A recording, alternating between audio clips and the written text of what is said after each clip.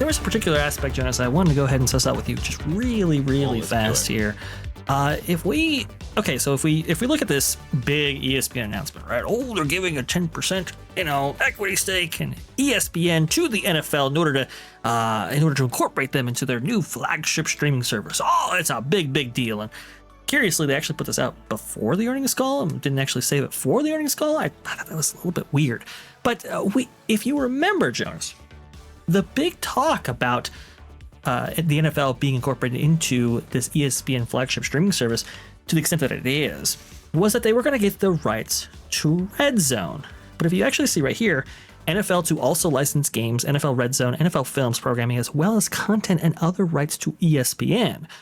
Scott Gooston actually makes a point about this. An interesting note about NFL RedZone: ESPN will own broad rights to RedZone brand and distribute to pay TV operators, but NFL will continue to own and operate NFL RedZone and distribute it digitally.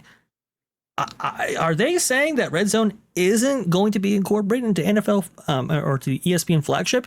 If it isn't, that is a huge omission that I don't see a lot of people talking about. Yeah, this is one where I'll tell you what I'm going to do, and then anyone else who doesn't want to do the research, they can circle back to me, Valiant Renegade, other people who are covering this. I don't know who's covering the sports space on this, but broad rights means that Disney can do other versions of RedZone. If they want to do NFL RedZone, they could do SEC RedZone, was actually the comment made by Alex Sherman at CNBC, meaning things, and I'm going to translate because I am not a sports person. SEC being the NCAA football conference here, Southeastern Conference. They can do their own versions of RedZone here, but NFL will retain the actual rights to the NFL RedZone channel. I don't know where the digital streaming rights of NFL RedZone will be, but this consolidates the carriage package deals that go to the cable providers.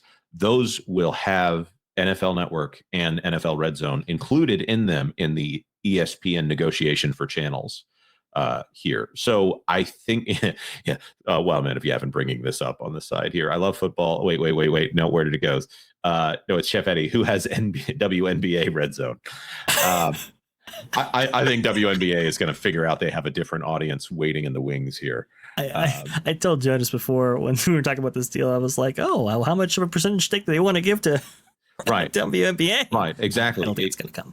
So I think that when this comes down to it, the cable side is the one that's going to benefit the most from the addition of these channels.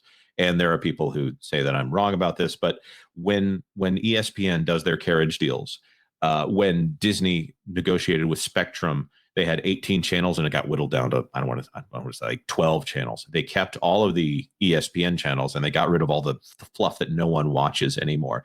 Eventually, those channels did end up on Spectrum, but I think that was more of a Disney coming back to the table and say, okay, guys, we take you seriously now. We know you're not going to pay for this, but can you have it for free so we can sell ads on it? This strengthens Disney's already perhaps monopolistic position when negotiating with cable companies like Comcast and Spectrum and whoever is out there. They have an even bigger, even more undeniable bundle of cable channels to sell to these networks. So this is the most important thing here. NFL RedZone on streaming, I don't know what the value of that is today, because this is already a $30 streaming service, which is probably going to be a $50 streaming service before the NFL gets added into it. And it will be more than that. And it doesn't include everything. It does include all of the NCAA, right? I think that's where it gets covered in here. Again, not a sports guy, so I'm flying slightly blind here on the width and breadth here. The WWE stuff, big for ESPN right now, but this is mostly to strengthen Disney's linear assets. And then in sometime down in the future, it will be a benefit on the streaming side. So yeah, did that cover? Oh, and I don't think I think NFL RedZone, if right now they have their own streaming stuff, that's going to remain until this is done. So there might be some kind of separate contract there that they don't want to give up. Yeah, there may be some kind of rights attachment there that they need to expire before they can switch it over. Not saying that that's going to happen. And to re-illustrate this point right here, Disney CFO Hugh Johnston saying that the ESPN NFL deal will not likely close until the end of the next calendar year. That is a long way away, especially in the sports world and especially in the streaming world and everything else. But I just found it perplexing because it was like RedZone, like that's a huge deal. I think it's like what 7 hours of commercial free content right there, covering all of the games that are in the morning and afternoon hours for the NFL right there. It's basically the only place. If you are, let's say, a Jets fan, but you live in Arizona, the only way to really keep track of your team rather than other than actually watching that game is to have on RedZone, for example. So it really has exploded in popularity. I know for myself, RedZone is like a mainstay. Gotta keep it kind of thing.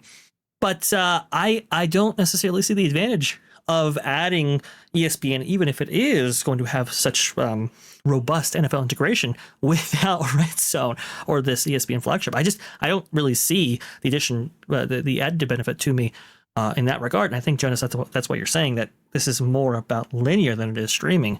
And I think people are looking at this maybe in an inverse way. Yeah, and I'll just point out, NFL Sunday Ticket right now is on YouTube TV, and I think is it still on DirecTV? Again, I just know that I get they ask me all the time if I want to buy NFL Sunday Ticket. That covers a lot. I know that there's some limitations there depending on what market you're in, but is that like $300 a season or something like that? If we're talking about what the value proposition is, let's see, how much is NFL Sunday Ticket per season? I'm just going to look it up.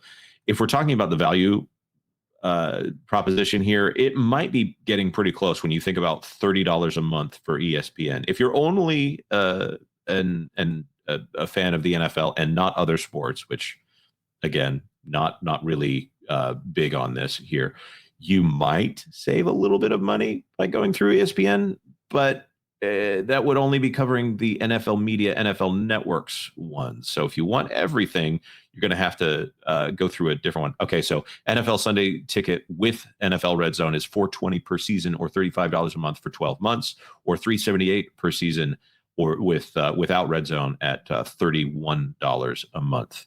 So, and it's even less for new subscribers. So again, I'm not completely sure here what the value proposition is.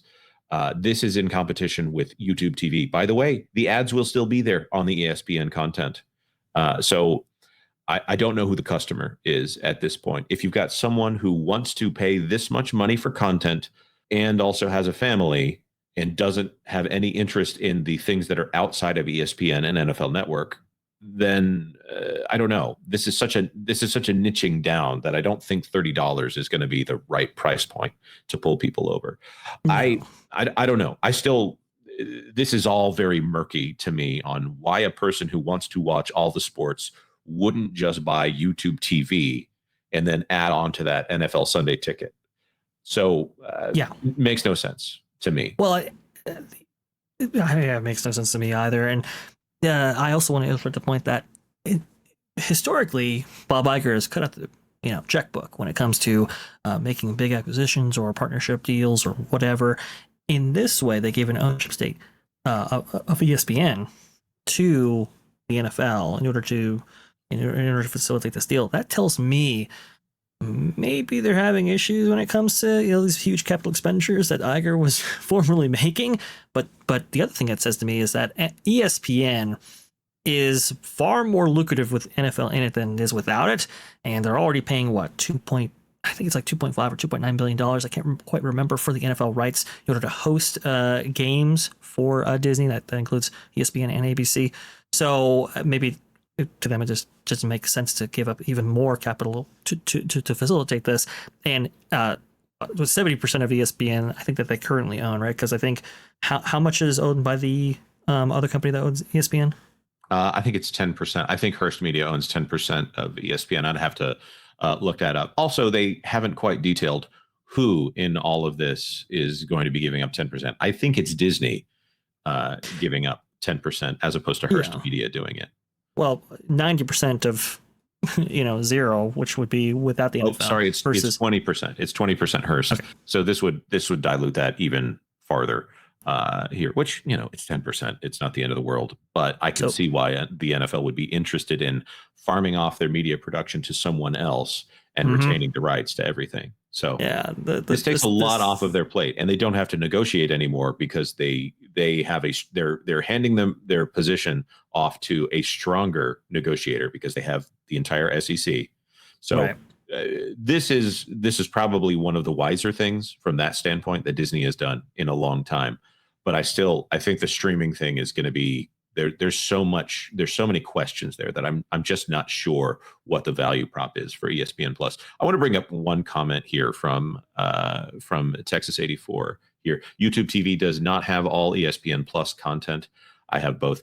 ESPN Plus, of course, being a different animal, having ESPN Plus, which maybe that's it. ESPN Plus is going to be dissolved into the ESPN app, and that will go away. So I would think so. Yeah, I think ESPN Plus is a cheaper streaming service. The last time I checked, I haven't done that, but that ESPN, sticking point there. ESPN Plus is basically a place where for all like the ancillary content where ESPN actually goes. Like there's really there's not as much value, I would say, that is going to be provided by this ESPN flagship streaming service or maybe even YouTube TV. So that's the kind of the thing there, I would say, at least generally speaking. But as I was going to say before, 80% in ESPN is not nearly as lucrative as 70% of ESPN with the NFL being incorporated into there. I think that's kind of the calculus that they made, and I think it's actually pretty good. But did you hear that Bob Iger said that we look at ourselves as kind of a TV company? And it was kind of like, well, that's a very interesting thing because you've been hyping streaming for years, and now you're talking about TV and linear. To me, that was like a kind of a little bit of a boomer moment, TV biased moment from Iger right there. So he's definitely game to take on NFL's struggling assets in the linear division. Well, and now because he's financially beholden to even more people, he can't discount the linear business the way that he had in the past. I think the interesting thing to see is YouTube is kicking their butts all over the place here. They have the massive amount of market share versus Disney, and we're just talking about on set-top boxes. This is not even on mobile, in which we are absolutely sure that YouTube is wiping the floor with everybody else, except maybe Netflix. Right now on television sets, according to the data that we have, YouTube accounts for more than 10% of the entire market. So that's the real competitor when it comes down to it. And that's not even YouTube TV. The actual YouTube TV, the service, the cable replacement, that's a totally different metric. Oh my goodness.